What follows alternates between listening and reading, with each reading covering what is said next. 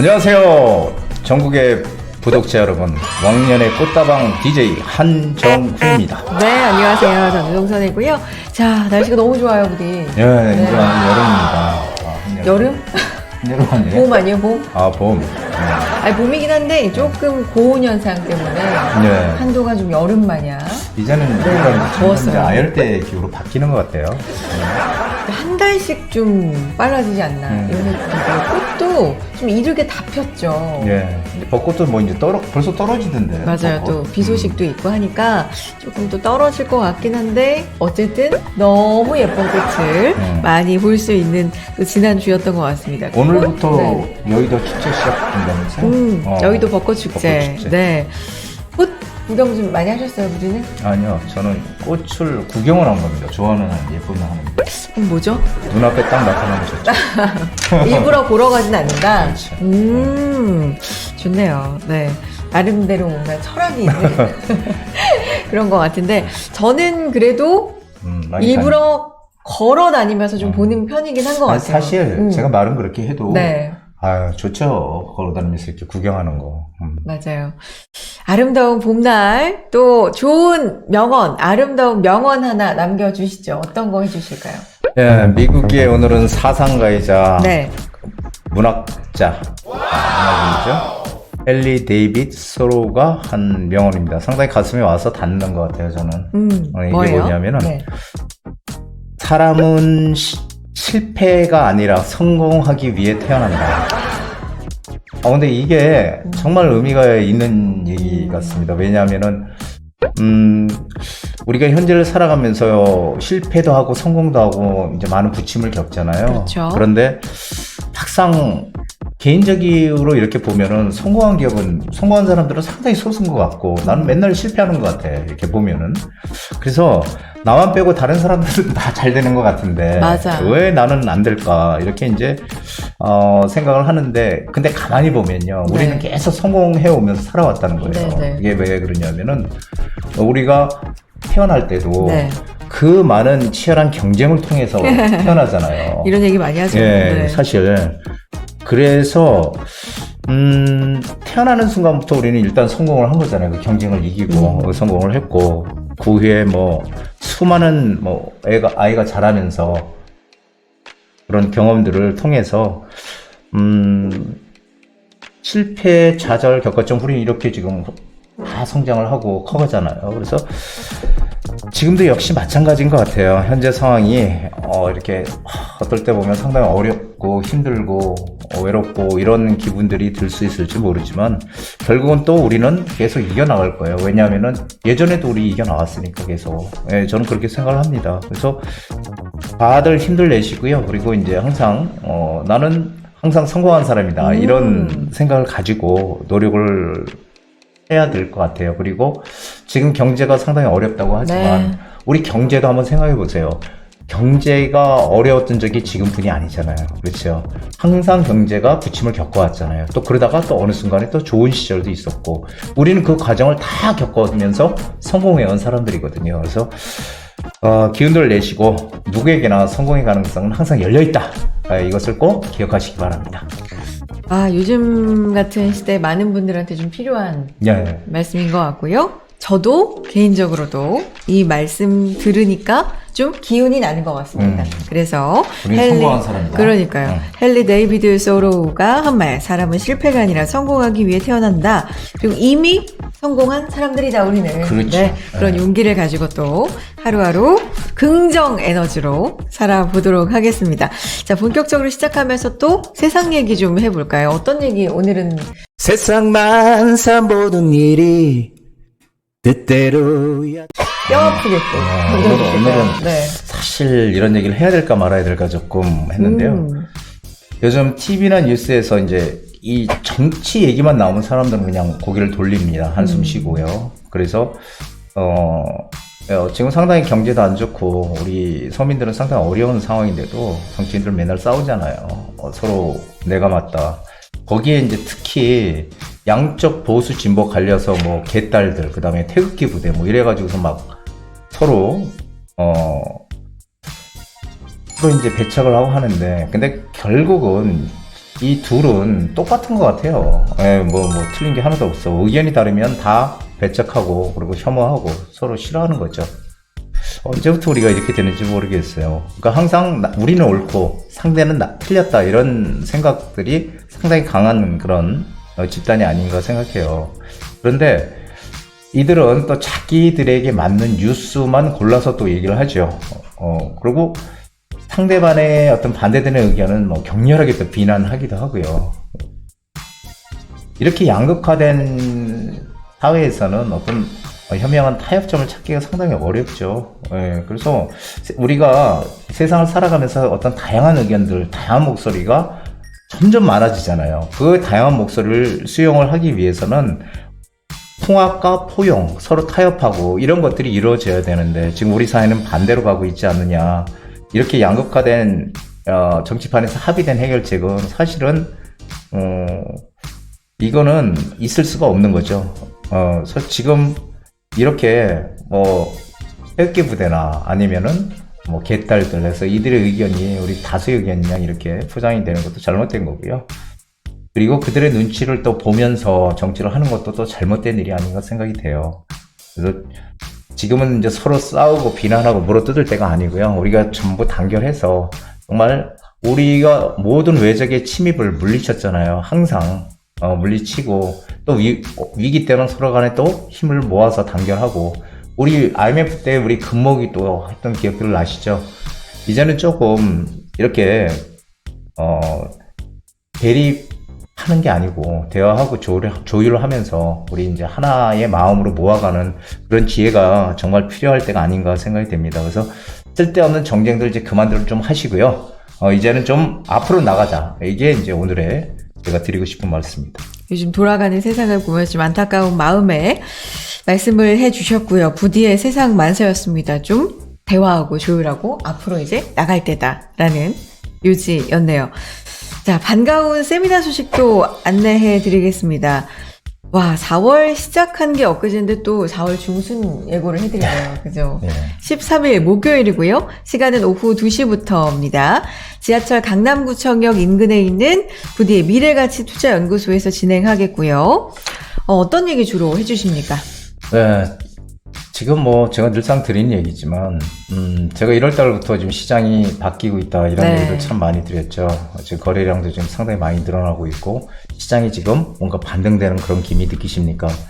지금 이 시기에 우리가 과연 내 재산을 불려가는 현명한 그런 전략이 있다면 속히 실행에 옮겨야 되지 않을까요? 그래서 여러분들에게 정말 어려운 이런 재개발에 대한 그런 재개발하면은 이거 너무 어려워 이렇게 생각들 많이 하시잖아요. 그리고 상당히 불안하다. 그런 분들의 불안감을 없애드리고요.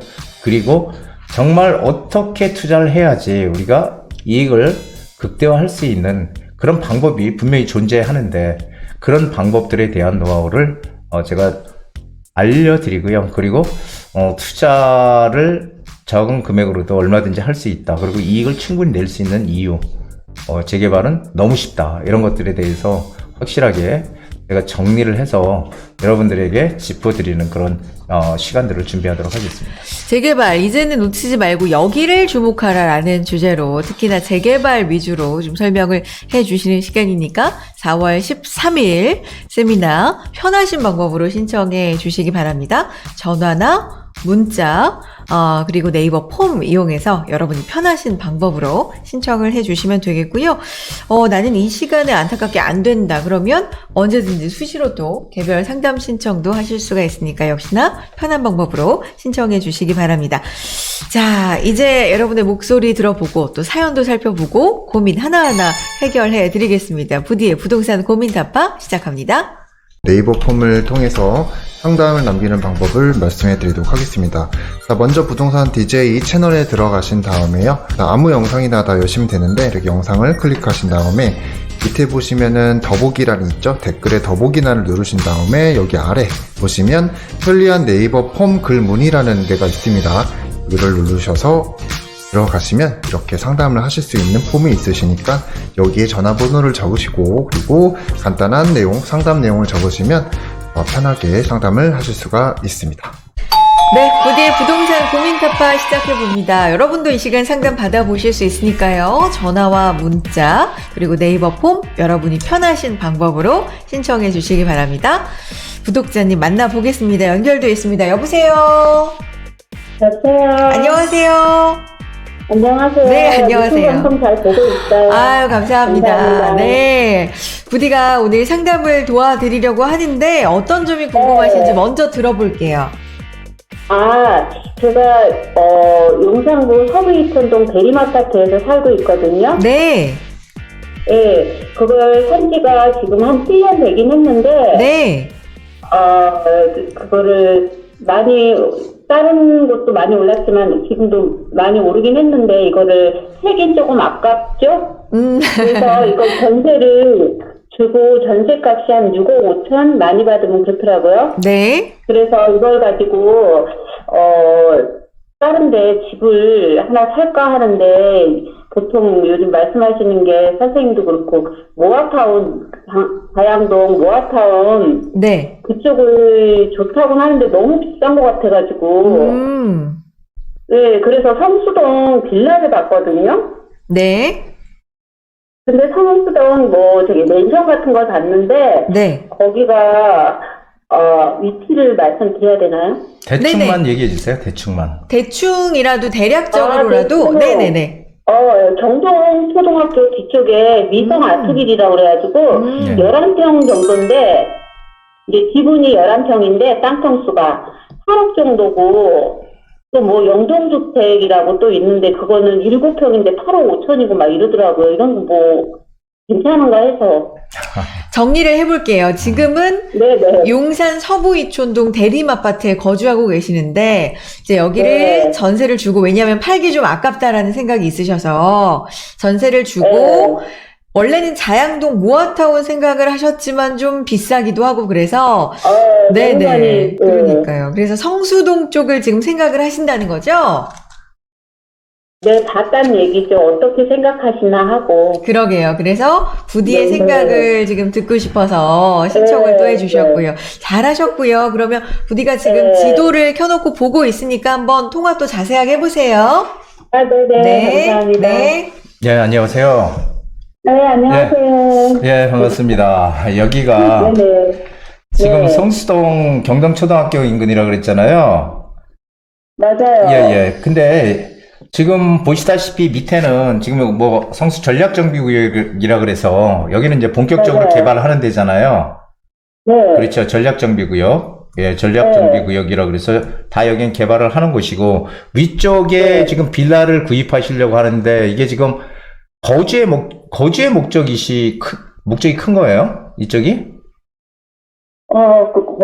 거주도 해야 되긴 하죠. 근데 거주보다는 투자 목적이 더 크겠죠? 들어가서 거주하셔야 돼요. 그러니까.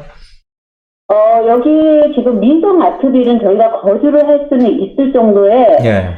이게 분위기는 조성이 돼 있더라고요. 집도 그렇고, 그래. 방이 3개고, 그러니까. 근데 영동주택 같은 경우는 방 2개 엄청 작아요. 그러니까 이제 지금 중요한 거는 제가 한번 말씀을 드려볼게요. 우리가 네. 지금 가지고 계시는 서부 이천동의 아파트 대림, 네. 예, 대림 아파트는 바로 국제무지가 붙어 있는 곳이고 거기는 앞으로 가치는 엄청 클 거예요. 네. 예, 거기가 용적률이 300%가 훨씬 넘어서 이게 재건축은 조금 하기가 힘들지만 결국은 국제무지가 개발이 되고 그리고 한강변들에 대한 어떤 완화 이런 것들이 본격화되면은 그쪽도 결국은 어떤 방식으로든 개발이 될 수밖에 없거든요. 네. 예, 그래서 대림 아파트는 무조건 가지고 있어야 되는 거는 저는 이제 맞다고 일단 말씀을 드리고 싶고요. 그런데 네. 이제 문제는 이제 그거예요. 지금 항상 우리가 빌라를 구입한다는 의미는 내가 네. 거주를 위해서 구입하는 게 아니고 어떤 투자 가치를 위해서 우리가 빌라를 사는 거예요. 네. 예, 그게 이제 우리가 소위 얘기하는 재개발이에요. 네. 예, 재개발의 종류가 지금 말씀하신 모아타운도 있고, 역세권 개발도 있고, 그 다음에 신속통합기획도 있고, 이렇게 여러 가지의 다양한 형태의 개발 방식은 있지만, 어차피 그게 다 재개발이거든요. 네. 그런데 이쪽이 과연 그 재개발이 쉽게 될 것이냐라는 거예요. 예.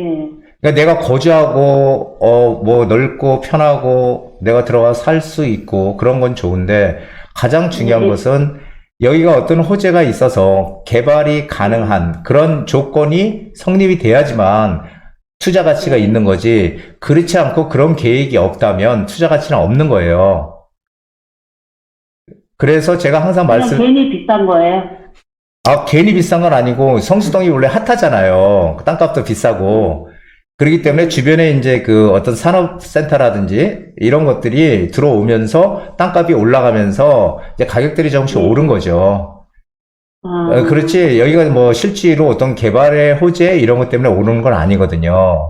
그래서 이제 저는 제가 아까 그 왜 들어가서 거주를 하셔야 되는가 여쭤봤냐면은 네. 우리가 재개발 투자라는 거는 재건축 지금 그 가지고 계시는 아파트도 그렇고 대림 아파트나 이런 것도 결국은 리모델링이든 뭐 재건축이든 나중에 어떤 방식으로든 되겠지만은 결국은 미래의 가치를 보고 우리가 투자를 하는 거거든요. 재개발도. 네. 그러면은 재개발도 내가 들어가서 거주를 하는 게 아니고 거기를 전세를 끼고 네. 한 뭐 2억이나 뭐 2억 요 정도 네. 투자를 해놓고 그것이 네. 진행이 되면서 가치가 상승하면서 가격이 올라 버리거든요.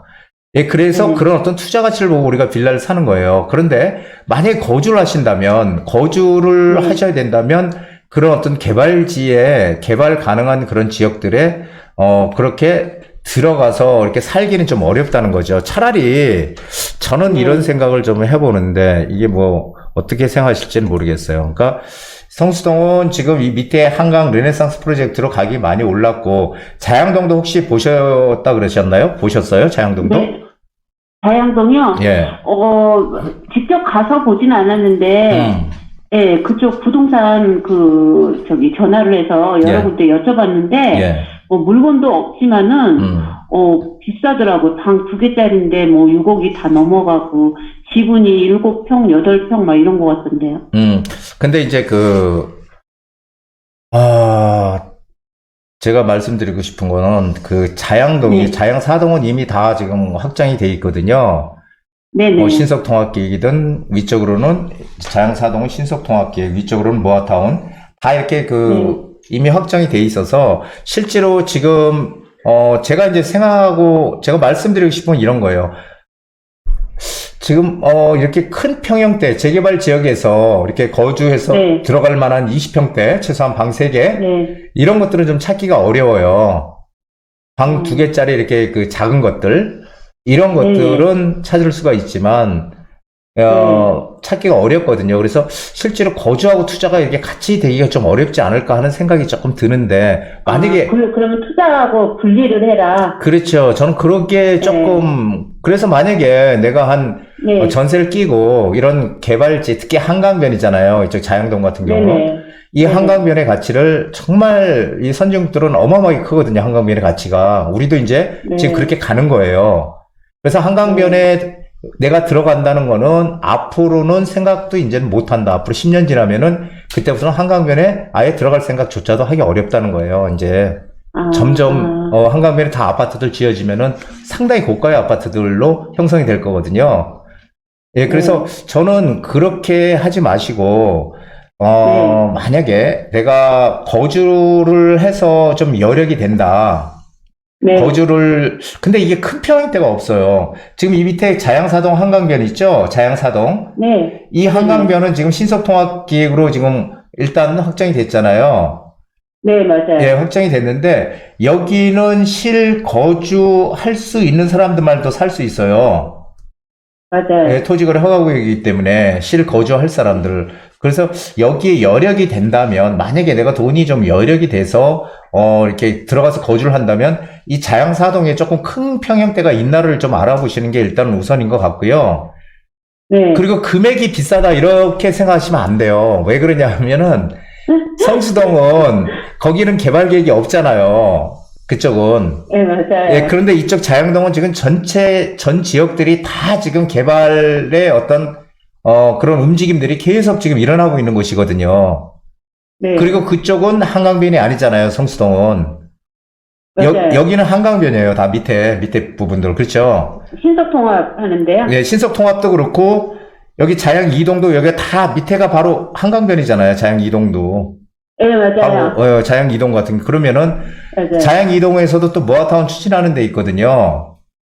아, 모아타운 추진하는 데 있어요. 물론 이제 방은 아. 크지 않지만, 그런 데들에 투자를 해놓고, 내가 어차피, 저는 이렇게 생각하시면 되게 편하실 것 같아요. 왜냐면 나는 지금 어차피 투자같이 큰 걸 지금 가지고 있잖아요, 아파트.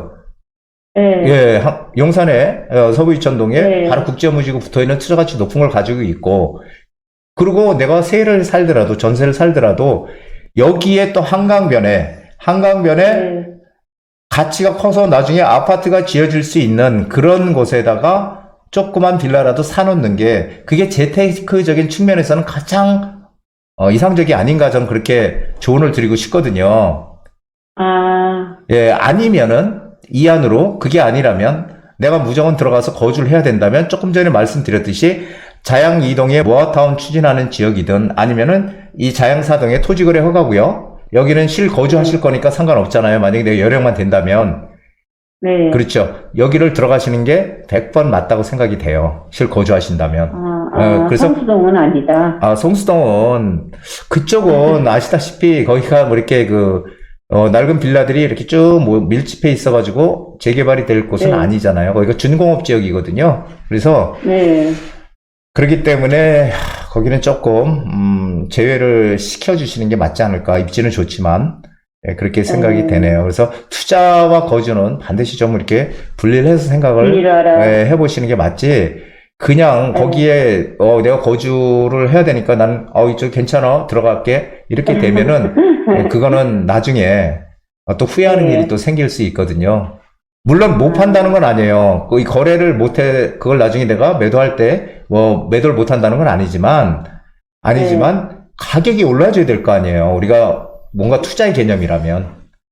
네, 맞아요. 예, 그래서 그렇게 좀 한번 판단을 해보시고 만약에 자양동 쪽으로 뭔가 좀 방향을 어떤 방향으로 가실지 그 방향을 한번 잡아보시고요. 내가 전설 끼고 조그만 거래 투자를 할 건지 아니면은 그 지역에 내가 조금 큰 걸 찾아서 들어갈 건지 물론 이제 금액이 네. 조금 들어가더라도 그 둘 중에 한번 네. 판단을 해보시고요. 그리고 네. 그게 이제 어느 정도 이렇게 정해지시면은 다시 한번 전화 주시면은 그때 다시 한번 제가 전화상으로 한번 개인적으로 상담을 해드리도록 할게요. 네, 알겠습니다. 감사합니다. 네, 고맙습니다. 네, 이렇게 상담을 도와드렸습니다. 부디가 평소에 투자와 거주는 분리해서 생각해야 된다라고 자주 네. 말씀해 주셨는데, 지금 방금 통한 이 시청자님의 경우가 또 그런 딱 경우. 그런 경우예요. 네, 네. 예. 자, 근데 참 거주하면서 같이 투자도 하면 참 좋은데. 그럼요. 내가 살고 그게- 있는 이 집이 이왕이면 가치가 올라주면 좋죠. 그렇죠. 네. 그렇지만 전략적으로 좀 분리를 해놓고 현실적으로 생각하는 게 좋겠다라는 말씀 해주셨고요. 자, 다음 분 사연이 또 들어와 있습니다. 여러분도 고민 있으시면 전화 주시고 문자 주시고 네이버 폼도 이용해 주시고요. 편하신 방법으로 여러분의 이야기 들려주시기 바랍니다. 자, 이런 사연 들어와 있어요. 안녕하세요, 대표님. 대표님 방송 잘 보고 있습니다. 방송을 보면 서울 재개발에서 모아타운 지역을 많이 이야기하셔서 알아보고 있는데요. 서울 동대문구 답심리의 레미안 위브 옆쪽에 모아타운을 추진 중이어서 이곳에 투자를 생각 중입니다. 가격도 적당해서 괜찮은 것 같은데요. 이 지역 개발은 어떤지 견해를 듣고 싶습니다. 확실히 모아타운 얘기 좀 많이 해주시는 것 같고요. 앞선 시청자님도 그렇고. 어떨까요? 동대문구 답심리 레미안 위브 옆쪽입니다. 어떨까요? 예, 여기가 지금 요쪽 라인 여기를 얘기하시는 것 같은데 네. 이쪽이 지금 답심리역에서 요까지는 역세권인데 위쪽은 역세권이 아니죠. 그러니까 조금 이렇게 길게 떨어져 있는 곳인데 지금 이쪽 라인이 모아타운을 뭔가 좀 해보려고 계속 얘기는 계속 나오고 있는 곳이에요. 그리고 역세권은 아니라고 하더라도 입지는 상당히 괜찮은 곳입니다. 입지는 괜찮은 곳이고요. 그리고 이쪽에 간대매 공원이 있는 이쪽 라인으로 여기가 이제 신속통합기구로 또 확장이 됐기 때문에 이제 뭔가 좀 하려는 그런 분위기들이 조금 더 무르익어서 형성이 되는 게 아닌가 싶어요. 그런데 중요한 거는 이쪽 라인은요, 이 답심리 이쪽이 입지도 괜찮고 그렇습니다. 근데 중요한 거는 이쪽이 근생들이 상당히 많아요. 근린생활시설. 근린생활시설이 많고, 집들이 여기가 다닥다닥 붙어 있어. 요쪽도 지금 이제 모아타운 추진하려고 하는 것인데, 다닥다닥 붙어 있어서, 사실, 이게 과소필지라고 하죠. 그런 것들이 상당히 많아요. 그리고 이제 근생도 상당히 많이 있고, 근린생활시설. 그러면 근생은 어떻게든 뭐 월세를 받든지 장사를 하는 것이잖아요. 그렇기 때문에, 사실은, 우리가 모아타운을 추진할 때 가장 중요한 거는 뭔가 주민들이 힘을 모아서 빨리 진행을 할 수 있는 곳이어야 되잖아요. 그런데 이런 것들은 이제 반대가 점점 심해지지 않을까 싶어요. 반대도 심하고 해서 지금까지 계속 얘기는 예전부터 나왔지만 진행이 되고 있는데 저는 뭐 이쪽보다는 항상 제가 말씀드리는 건 재개발은 속도가 생명이거든요. 빨리 진행될 수 있냐. 그게 이제 사업성을 담보해 주는 거기 때문에 그렇다면은 건너편에 눈을 돌려보시면요.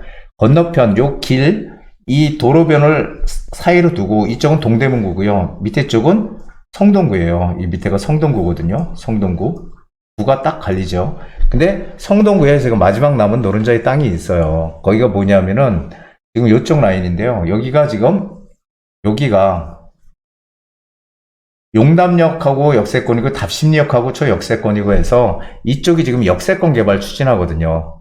여기는 지금 추진해서 동의서를 벌써 한 50% 정도 거뒀어요. 지금 50% 이상 역세권 개발 본격 추진하고 있죠. 역세권 개발은 용적률 500%까지 받을 수 있죠. 예, 역세권 개발은. 그래서 사업성이 상당히 높은 곳이죠. 여기가. 그리고 이 위쪽은 이미 여기 지금 아파트 질러 공사하고 있잖아요. 이쪽 라인은. 그래서 청계천 바로 있고 이쪽이 앞으로 성동구의 마지막 남은 노른자이다 이런 얘기 제가 예전부터 많이 드렸어요. 그래서 항상 우리가 어떤 투자 물건을 분석을 하고 투자를 할 때 항상 이 속도 그리고 뭔가 주민들이 빨리 뭔가 진행을 할 수 있느냐. 그러니까 즉 사업성, 속도와 사업성이거든요. 이 사업성 두 가지를 잘 판단을 하셔서 해야지 언제 될지 모르는 그러니까 정말 오래 걸려서 앞으로 10년이 될 거다. 이거는 지금 우리가 투자자의 입장으로 우리가 투자하는 입장에서는 별로 의미가 없어요. 나쁘다는 의미나 이쪽 답심리가 나쁘다는 건 아니지만 그래서 좀 더 빨리 갈 수 있는 용답동 쪽으로 움직이시는 게 훨씬 낫다. 그리고 역세권 개발을 하면 용적률 500%니까 사업성이 상당히 좋아서 추가 부담금이 상대적으로 작겠죠.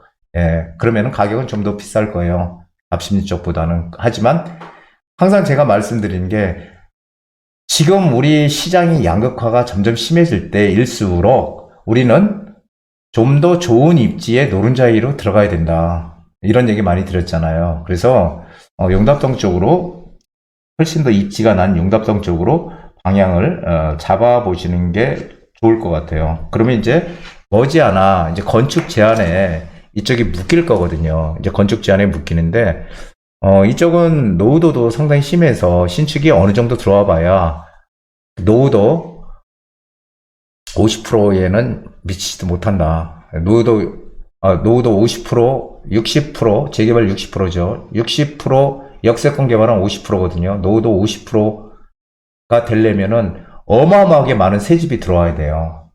그래서 지금은 노후도 최소한 80%를 이상 유지하고 있기 때문에 여기는 어떤 그런 문제는 없다. 그리고 신속 통합기기나 모아타운에 이런 거는 권리산정 기준일이 있지만 이 역세권 개발은 구역지정일이 권리산정 기준일이에요. 구역지정일이. 그래서 자유롭다. 투자도 신축을 사도 되고 그렇죠. 그래서 신축을 사느냐 구축을 사느냐는 그거는 이제 저는 이제 신축을 사라고 얘기를 하는 이유는 제가 재개발 강의한 거 이제 그 동영상 올려놓은 게 있거든요. 그런 거 보시면은 왜 신축을 사야 되며 그리고 이 단독주택보다 빌라가 더 투자 가치가 높은지 이런 것에 대해서 올려놓은 게 있거든요. 그런 것들 좀 참고하셔서 보시면은 될 것 같아요. 그래서 방향을 이쪽으로 잡아보시기 바랍니다. 개발 속도가 중요하다라는 관점 또 강조를 해주셨고요. 말씀하신 것처럼 예전에 올려주셨던 그 개발에 대한 강의 네. 이런 것들도 참고해 보시면 좋을 것 같습니다.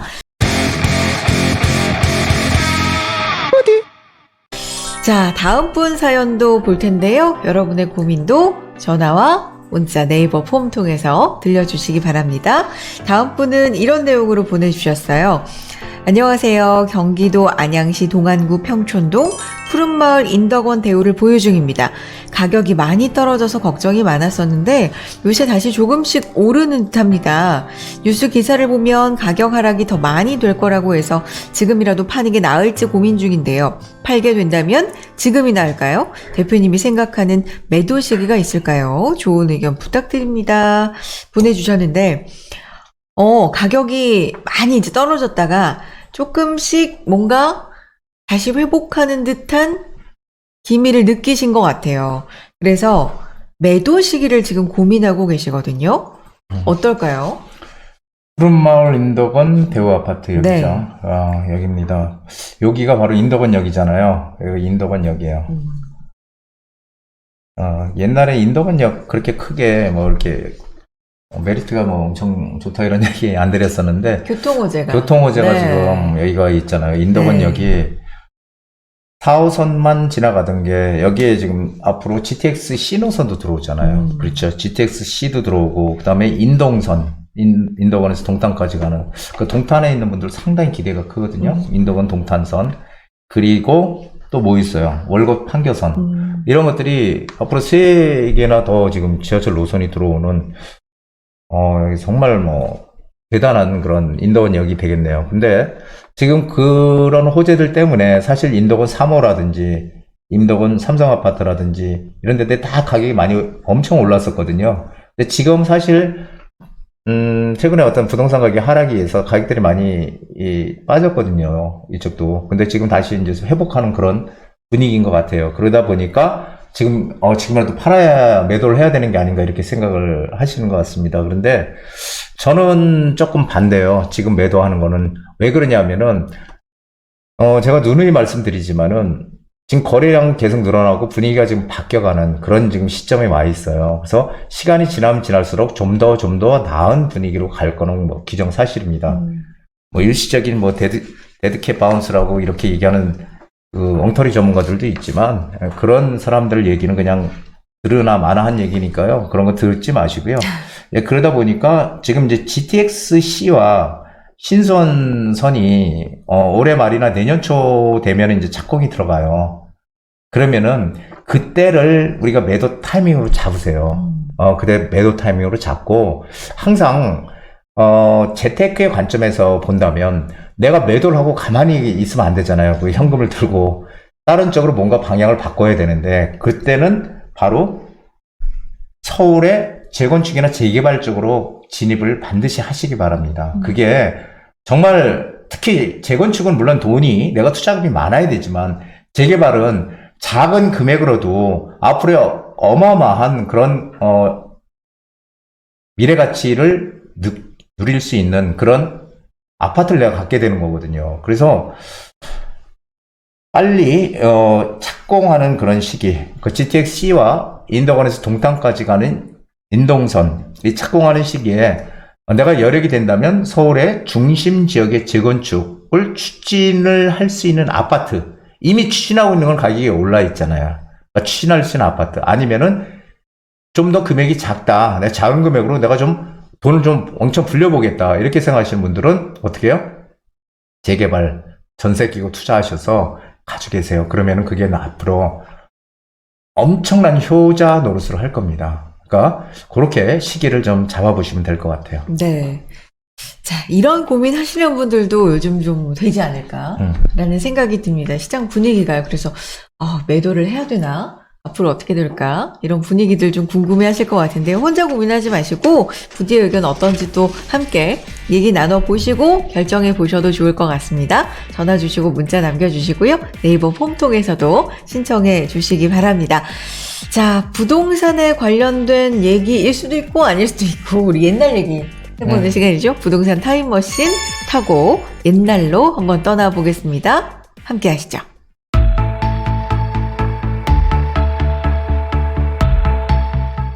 네, 부동산 타임머신 시간입니다. 오늘 얘기는 제가 어떤 얘기인지 좀 들어가지고 알고 있기 때문에 약간 좀 신이 나는데 오늘 주제가 뭐죠? 오늘 치킨이에요. 치킨의 역사. 치킨의 역사. 우리나라 치킨의 역사입니다. 아, 야, 이것도 역사가 있네, 또 치킨이. 치킨 좋아하세요? 뭐, 그냥 잘 안 먹어요. 오? 이런, 네. 이런 분이 낯설다. 우리나라 사람들은 좋아하잖아요. 전부 대부분. 아, 저 그쵸? 치킨 싫어하시는 물론 있을 수 있지만 잘 못 봤는데. 저는 1년에 한두 네. 번, 한두 번. 진짜 1년에 한두 번 드신다고요, 치킨을? 네. 치킨에 대해서 안 좋아할 거예요. 닭. 아니, 어떻게 그러실 수 있어요, 치킨을? 네. 뭐 드시고 사세요, 그러면? 고기를 먹죠. 소고기, 돼지고기? 음. 아, 그럼 닭고기는 별로 안 좋아하시는 거예요? 예. 아, 진짜. 뭐, 취향 존중입니다. 네. 그럴 수 있죠. 그런데, 닭이 우리나라. 불쌍하잖아요. 아, 뭐야? 불쌍해. 그럼 소는, 돼지는? 예? 소하고 돼지는요? 아니, 그건 이제 그 정육점에 아유. 잘라져 있으니까 잘 모르겠는데, 닭고기를 먹으면 닭 생각이 자꾸 나가지고. 아, 진짜요? 네. 아, 진짜예요. 아, 또 그렇게 말씀하시니까 제가 되게 야만인 같지만. 어쨌든, 치킨은 사랑입니다. 맛있습니다. 아, 네. 그래요?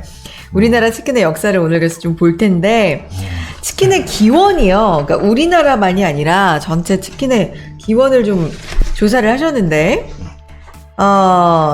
치킨이라는 게 닭을 이제 튀기는 조리법이잖아요. 어쨌든 닭 요리법이 꽤나 많습니다.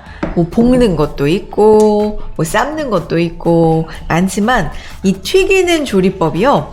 중세시대 유럽 지중해 유역으로 추정이 된다고 하네요. 그래서 스코틀랜드 사람을 통해서 미국 남부로 들어오게 됐고, 그래서 이 흑인 노예들이, 그러니까 옛날 얘기죠. 이 남부 흑인 노예들이 남아있는 주인이 남긴 닭의 목, 뭐 닭발, 날개 이런 것들을 기름에 튀겨 먹은 것이 치킨의 원조다. 이런 설이 있다고 합니다. 그래요? 저는 네. 치킨 우리나라에서 만들어진 줄 알았는데. 에? 진짜요? 아니에요? 근데 지금은 뭐 그때는 어땠는지 모르지만 지금으로서는 우리나라 치킨이 제일 맛있는 건 확실한 것 같습니다. 전 세계에서 외국인들도 우리나라 치킨 맛보면 진짜 좋아하던데요. 외국 치킨도 있나요? 있기야 있죠. 저는 안 KFC. 먹어서. KFC가 외국 치킨인가? 그러니까요. 지금 그 얘기를 드리려고 하는데, 그 1952년에 커널 샌더스가 KFC를 만들면서 전 세계로 52년. 네, 퍼지게 됐다. 이게 이제 치킨의 기원으로 불리는 뭐 설도 있고 팩트도 있고 이제 그런 얘기인데요. 우리나라 치킨의 역사를 보겠습니다. 치킨을 제일 처음 드신 게 언제세요? 기억이 잘 안 나요. 그래도 안 먹어본 것 같아. 진짜? 어. 네? 무슨 말씀? 네? 괜찮으시죠 오늘? 아니요.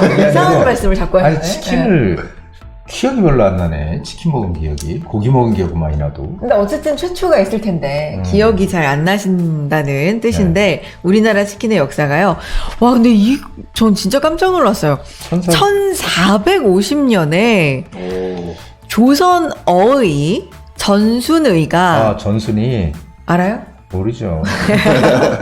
산가 요륵이라는 조리서를 썼는데 여기에 포개라는 조리법이 있는데요. 이게 뭐냐면 살찐 닭 한 마리를 잘라서 솥에다가 기름을 넣고 달군 후에 튀겨서 익히고 나서 간장과 참기름을 밀가루에 섞어 익은 닭에 두르고 식초와 함께 내는 조리법이라고 하는데 저 와우. 진짜 깜짝 놀랐어요. 왜냐면 이거 요즘에 간장치킨? 뭐 이런 맛하고 비슷할 것 같지 않아요? 그러네요. 간장치킨 제가 좋아하는데. 아 진짜요? 네.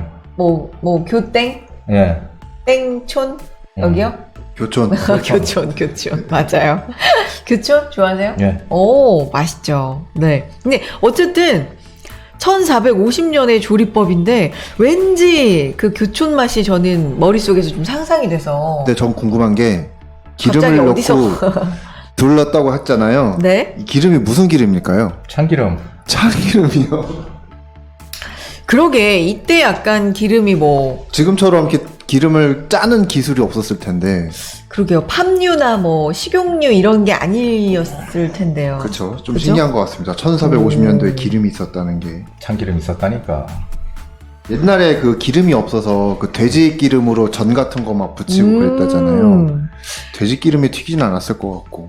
돼지 기름도 언제부터 있었는지 우리가 모르니까 이게 1450년 무려 그러니까요. 1450년 얘기니까요. 진짜 상상도 안 됩니다. 네. 그리고 나서 이제 한국 전쟁 이후에 미군들에 의해서 후라이드 치킨이 유입이 된다. 이렇게 되어 있습니다. 와. 그리고 나서 이제 1960년대로 가는데요. 근대화, 서구화 바람이 불면서 서양식 닭 요리법이 도입이 됐다고 하는데 최초의 전기구이 통닭집 영양센터가 명동에 오픈하면서 맞아, 이거 네. 본 것 같아요. 근데 이거 영양센터 최근까지도 있지 않았나요? 그러니까 지금도 지금 있는 것 같아요. 지금도 있는 있지 것 않나요? 같아요. 네. 오. 이거 저 종로에 있는 것 같아요. 네.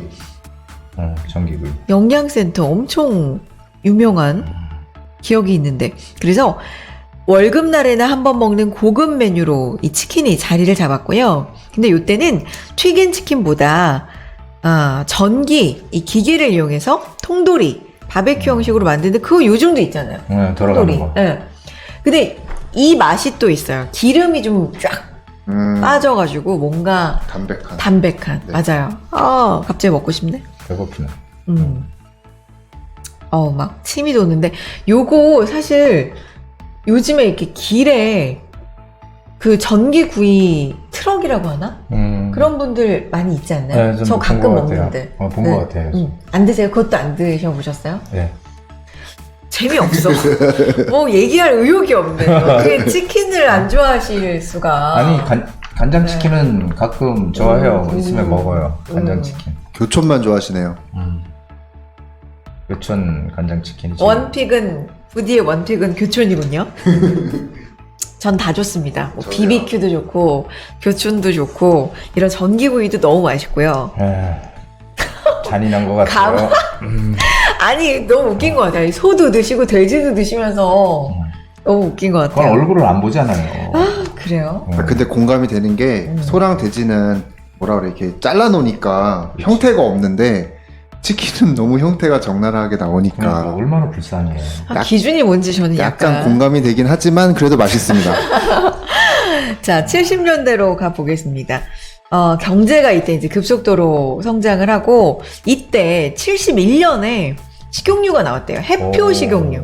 해표 식용유 지금도 있잖아요.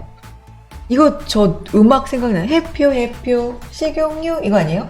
그런 것 같아요. 저도 기억이 나는 것 같긴 해요.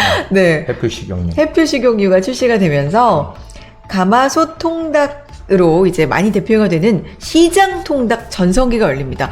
와! 시장 통닭 요즘도 시장 가면은 있는데 너무 맛있어요. 이 시장 그래요? 통닭도. 말 그대로 이거는 치킨이 아니라 통닭이잖아요. 통닭. 통닭이 왜 통닭이겠어요? 자르지 않고 이게 통닭으로. 그것도 싫어하세요? 징그럽지 않아요? 잠깐만 이거 주제 누가 준비하셨어요? 괜히 좀 부디가 이 치킨에 대한 의욕이 없습니다. 네, 나만 신났네. 어쨌든 그래서 77년에 이때 조각으로 이제 먹을 수 있는 최초의 후라이드 치킨집 이거 저는 사실 요 이름은 처음 들어보는데 림스 치킨이라는 게 신세계 백화점에 등장했다고 하는데 요거 기억나세요? 저도 처음 들어봐요. 그래요? 근데 요 꽤 유명했다고 하는데요? 그래요? 그래서 이 림스 치킨이 뭐 설이지만 뭐 KFC 국내 진출 전에 나온 치킨이다 뭐 이런 얘기도 있고요. 79년에는 롯데리아에서 조각 치킨이 출시가 됩니다. 그리고 이제 80년대로 오는데요. 여기 나오나요 그림이? 80년대에 네. 최양 낚시 맞죠? 맞네. 네. 최양락. 최양 낚시가 페리카나 이거. 얼마 전에 최양락 씨가 그 유재석 씨가 하는 토크쇼에 나와가지고 다시 불러주셨어요. 유퀴즈 거기 나와가지고 요 다시 불러주셨는데 명불허전이더라고요. 너무 잘 부르시는 거예요, 진짜. 그 특유의 약간, 그 특유의 떨리는 그, 뭐라 해야 되지? 바이브레이션. 바이브레이션? 아무튼 그거는 흉내낼 수가 없어. 너무 잘하시던데, 어쨌든. 그래서 80년대부터 맥주를 함께 마실 수 있는 호프집 형태가 발전하면서 한국식 치킨이 등장했고요. 82년에 우리나라 최초의 양념치킨이라고 하는데 페리카나가 대구에서 시작을 했대요. 근데 그 후에도 이제 나오는데 대구에서 유래가 된 이 치킨 브랜드가 많다고 하네요. 그래요? 오, 대구가 뭔가 좀 일가견이 있는 모양입니다. 네, 그래서 페리카나, 멕시카나 국내 프랜차이즈가 이제 대규모로 탄생을 했고요. 우리나라 이 양념치킨은 진짜 좀 혁신인 것 같아요. 어떻게 생각하십니까? 양념치킨도 뭐 별로 안 좋아하시겠죠? 부디는? 네, 저는 뭐 그냥 진짜 뭐. 먹어보질 않아가지고. 양념치킨 안 드셔보셨어요? 아니, 먹긴 먹었는데. 네. 먹긴 먹죠. 근데 이제 1년에 뭐 한두 번 먹을까 말까 하니까 치킨을 맛을 잘 몰라요, 사실. 그 대신 이제 소고기 맛은 잘 아는데. 아우, 재미없습니다. 다음번 특집은 뭐 소고기로 하든가. 네. 84년에 KFC가 국내 진출을 했고 치킨을 집에서 시키는 배달 문화도 같이 시작이 됐다. 이때부터 벌써 시작됐네. 치킨 하면 배달문. 배달이고 배달하면 또 대표적으로 치킨이죠. 그죠? 근데 여기 페리카나 멕시카나 있는데 네. 제가 자주 먹던 처갓집이 없는 게 아쉬워서 오, 맞아. 맞아. 처갓집이 진짜 많이 먹었는데 저같이 양념치킨. 네, 지금도 있거든요. 저같이 양념치킨. 다 있지 않아요? 페리카나, 멕시카나, 네, 지금도 처갓집 아직 살아있어요. 그쵸? 제가 초등학교 때 저도 먹었었는데 첫 경험을 했는데 기억이 그때 5,000원이었습니다. 양념치킨. 어떻게 그렇게 가격까지 기억을 하시는지. 항상 왜 그러냐면 5,000원을 주셔가지고 그 5,000원을 사와라. 쥐고서 사왔던 기억이 나요. 추억이다. 진짜. 요즘은 거의 치킨 한 3만 원씩 뗍니다. 아, 맞아. 배달비까지 포함하면 그렇다고 그러더라고요. 많이 오르긴 했어요. 자, 90년대로 이제 가는데요. KFC가 크리스피 치킨을 도입을 하고 파란이 일었다고 합니다. 그리고 파파이스가 또 미국식 매운 치킨을 도입했고 90년대 중반에 BBQ가 크리스피 치킨을 또 한국식으로 만들면서 크리스피 치킨으로 넘어가야 되는데 전 요즘도 BBQ는 너무 좋아합니다. 좋아하세요? 아니요. 네. BBQ 안 드셔보셨어요? 되게 바삭하고 이렇게. 알겠습니다. 치킨은 다 바삭하지 않나? 그게? 크리스피가 좀 바삭한 거고. 그게 미묘하게 약간 다른데. 다르죠. 저는 잘 몰라요. 이렇게 많이 먹어보질 않아서. 이런 것들. 알겠습니다. 네. 이 치킨 얘기를 이렇게 신나게 같이 할 수 있는 그런 네. 분이 필요한데, 부디 너무. 우리 그 친 실장님이. 그렇죠. 좋습니다. 자, 이거를 준비하신 분이랑 얘기를 하셨어야 되는데. 그러니까. 근데 저만 이거 얘기해도 신나요. 네, 네. 치킨 너무 맛있고요.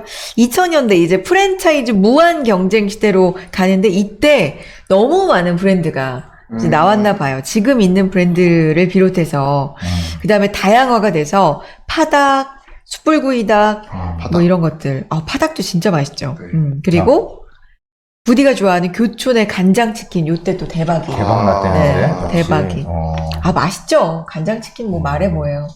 짭짤하고. 간장치킨이 근데 교촌뿐이 아니라 다른 데도 있죠. 있죠. 네. 단짠에 뭐 거의 정석이라고 할 수가 있고, 너무 맛있죠. 그리고 요때 또 다양화가 돼서, 뼈 없는 순살, 또 다리만 있는 뭐 다리 세트, 윙봉 세트, 뭐 이런 것들도 대중화가 됐다. 그리고 튀기지 않고 굽는 로스트 치킨집도 등장하는데 대표적으로 굽네 치킨이 있는데 이건 요즘도 저는 좋아합니다. 가끔 이런 구운 치킨이 또 맛있어요. 구운 치킨은 안 먹어봤어요. 진짜. 진짜로 안 먹어보셨어요? 오. 구운 치킨이 있었네. 굽네 치킨. 네. 난 다, 맛있습니다. 그래서 굽네구나. 맞아요.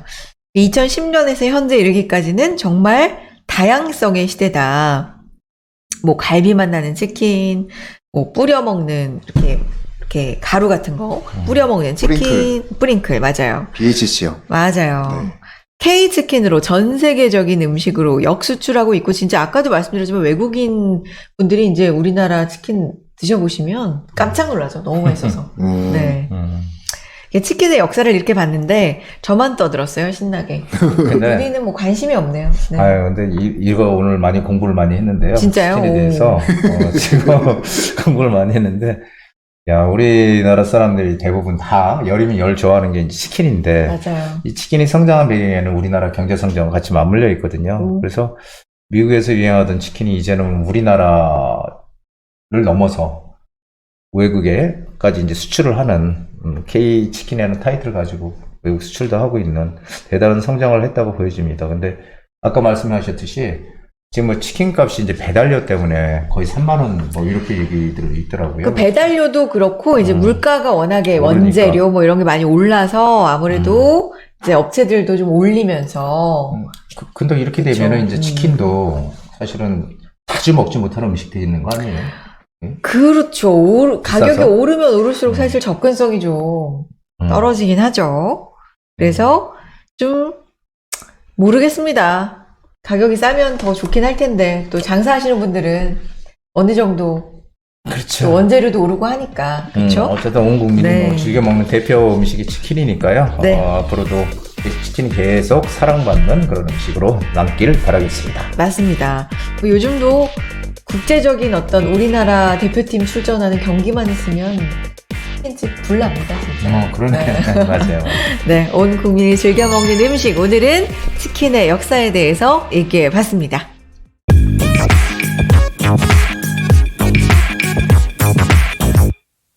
자, 오늘도 이제 끝날 시간이네요. 우리 구독자님들 오늘도 정말 건강하고 그리고 활기찬 하루 보내시기 바랍니다. 네, 좋은 주말 보내시고요. 이렇게 화창한 봄날, 아름다운 봄날, 날씨도 마음껏 한껏 즐기시는 좋은 날들 되셨으면 좋겠습니다.